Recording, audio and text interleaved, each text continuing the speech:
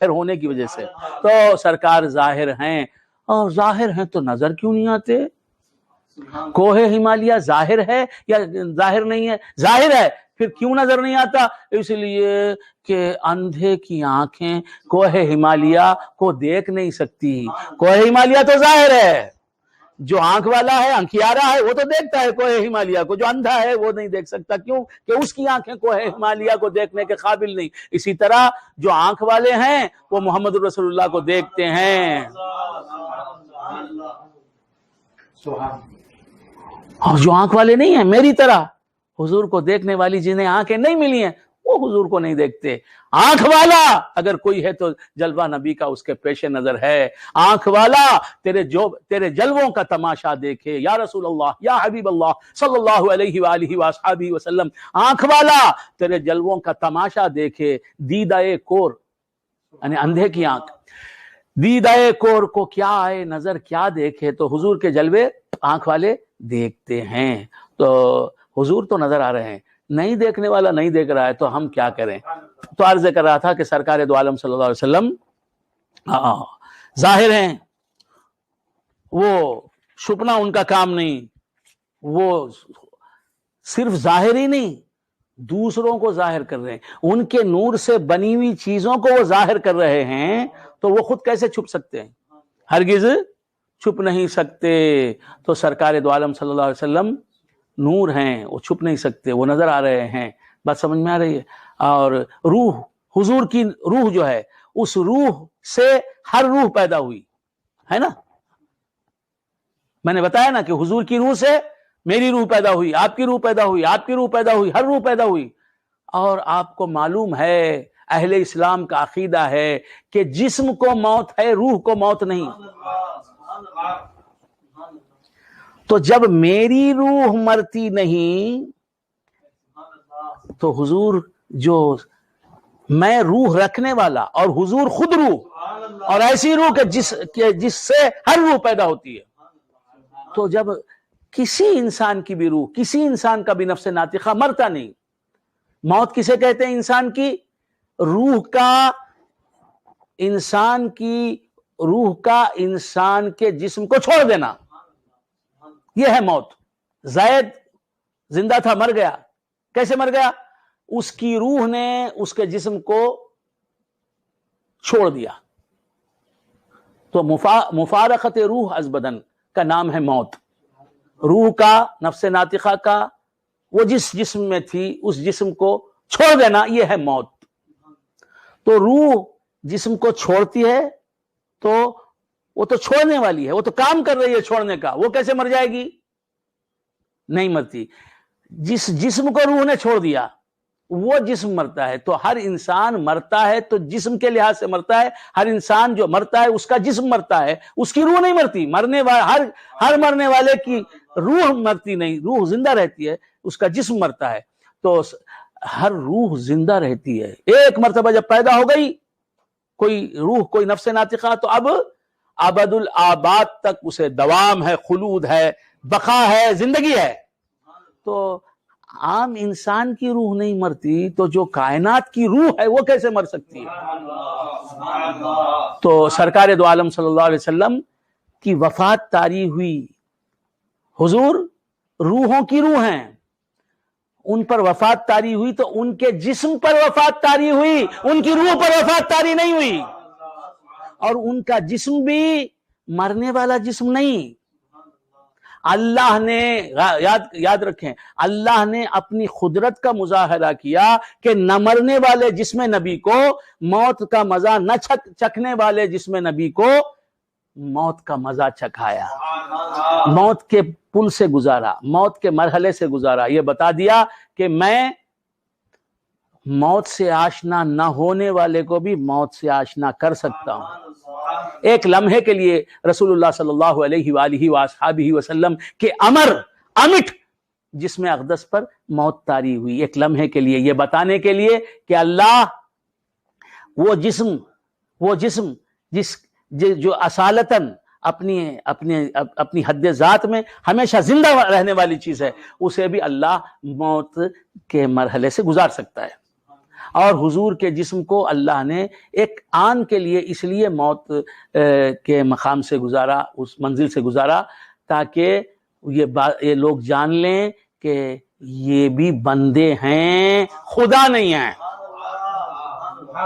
تو سرکار دو عالم نور مجسم صلی اللہ تعالی علیہ وآلہ واصحابہ وسلم کی روح جو ہے وہ بھی زندہ ہے، اور ان کا جسم بھی زندہ ہے، کیونکہ ان کی روح سے وہ جسم بنا ہے، لہذا وہ جسم بھی زندہ ہے۔ جس طرح چھری کا کام ہے کاٹنا، لیکن حضرت اسماعیل کے گلے پر چلنے والی چھری کو اللہ نے اپنی قدرت کا مظاہرہ کرتے ہوئے کاٹنے سے روک دیا۔ بس سمجھ میں آئے؟ آگ کا کام ہے جلانا، لیکن آگ کو حکم دے دیا اللہ نے ابراہیم کے جسم کو نہ جلانا، آگ کو گلزار ہو جانے کا حکم دیا۔ اسی طرح اللہ نے رسول اللہ صلی اللہ علیہ وسلم کے نہ موت پانے والے جسم کو حکم دیا کہ ایک آن کے لیے ذرا موت کا مزہ چکھ لے اور بتا دے کہ میں بندہ ہوں، میں خدا نہیں۔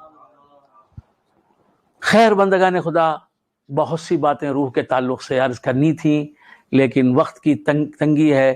اگر ہو سکے تو آئندہ صحبت میں اسے، اگر آپ سب یہ کہتے ہیں کہ اس سلسلے کو ایک دن اور بھی بڑھا دیا جائے، تو میں انشاءاللہ روح کے سلسلے میں اور بہت سی باتیں آپ کے سامنے رکھنے کی کوشش کروں گا۔ میں اللہ تعالیٰ سے دعا کرتا ہوں، میں اللہ تبارک و تعالیٰ سے دعا کرتا ہوں کہ اللہ میرے جتنے بھی ناظرین ہیں انہیں دین و دنیا کی سعادتوں سے ہمکنار فرما، انہیں دونوں جہاں میں معزز و مکرم فرما، ان کی تمام جائز تمنائیں برلا، انہیں زمینی فتنوں سے، آسمانی بلاؤں سے، ظالموں کے ظلم سے، حاسدوں کے حسد سے، اعداء کے شر سے، دین فروشوں کے مکر و فریب سے محفوظ و مامون رکھ۔ موجودہ خانقاہی نظام کی تو اصلاح فرما، موجودہ مدارس میں جو ان کا نظام بھی مولا اپنے کرم سے درست فرما دے۔ ہمارے علماء کرام کو حیات عطا فرما اور ان سے دین کا کام لے، صوفیہ آج کل کے صوفیہ کو حقیقی معنوں میں صوفی بنا دے، اور ہمیں بادہ عرفان کے جام پر جام پلا، اپنے حبیب کی محبت کے جام پر جام پلا، ہمارے بیماروں کو شفائے کلی عطا فرما۔ ڈاکٹر تبسم صاحبہ میری پیر بہن ڈاکٹر تبسم صاحبہ، جو میرے پیر بھائی برکت اللہ شاہ صاحب جن کو میں مبارک بھائی کہتا ہوں، ان کی سگی بہن ہے، اور بہت نیک خاتون مشرق ہیں، اور بہت ہی ہر دل عزیز ہیں، اور سنیت کے نقیبوں میں ان کا نام ہے۔ اے اللہ ان پر تو کرم فرما، انہیں صحت کاملہ عاجلہ مستمر عطا فرما، انہیں صحت کاملہ عاجلہ مستمر عطا فرما۔ ڈاکٹر سجاد ظہیر رحیمی شاہ عامری صاحب کو اے اللہ صحت دے، عافیت عطا فرما۔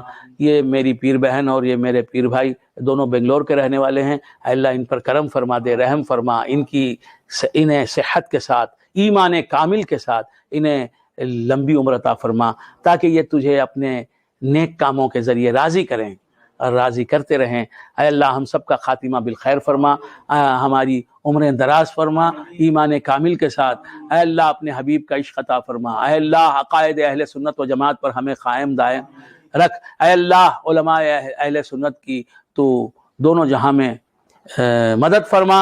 اے اللہ ان کا تو انہیں ہر بلا سے، ہر آفت سے نجات عطا فرما، انہیں صحت عافیت عطا فرما۔ اور میں یہ دعا کر رہا ہوں کہ اللہ تعالی ہم سب کو پابند نماز بنا دے، پابند نماز بنا دے۔ سرکار دو عالم صلی اللہ علیہ وآلہ وآصحابہ وسلم کی آنکھوں کی ٹھنڈک نماز میں ہے۔ پیران پیر حضور غوث الثقلین رضی اللہ تعالیٰ عنہ ایک دن میں 1000 رکعت نفل نماز پڑھتے تھے۔ ہمیں اللہ تبارک و تعالیٰ پیران پیر کے نقش قدم پر رضی اللہ تعالیٰ عنہ کے نقش قدم پر چلنے کی توفیق مرحمت فرمائے۔ آج ہفتہ ہے، اتوار، پیر اور منگل، یہ 3 دن بیچ میں ہیں۔ چہارشنبے کے دن انشاءاللہ ذکر اللہ ہے، اللہ کا ذکر ہے جو ہر 100 دن میں آتا ہے۔ ہر 100ویں دن ہم مناتے ہیں.